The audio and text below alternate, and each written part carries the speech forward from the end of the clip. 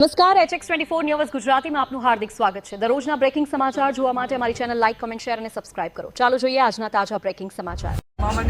સમગ્ર ગુજરાતમાં જે રીતે ભારતીય જનતા પાર્ટીના સમર્થનમાં પરિણામો આવી રહ્યા છે, એ જ દ્રષ્ટિકોણથી પાટડી નગરપાલિકા ગયા વર્ષે પણ અમારા 24માંથી 24 ઉમેદવારો જીત્યા હતા અને આ વખતે પણ 24માંથી 24 ઉમેદવારો એ વિજયી થયા છે। પાટડી નગરની જનતા જનાર્દને જે પ્રકારે સમર્થન ભારતીય જનતા પાર્ટીને આપ્યું છે, ભારતીય જનતા પાર્ટીનો ભગવો લહેરાયો છે, એ દ્રષ્ટિકોણથી પાટડી નગરપાલિકાનો ખૂબ ખૂબ આભાર માનું છું। ખાસ કરી અને અમારા વોર્ડ નંબર 4ની અંદર લગભગ 400 કરતાં વધારે લીડ આવી છે, વોર્ડ નંબર 5માં 1000 કરતાં વધારે લીડ આવી છે।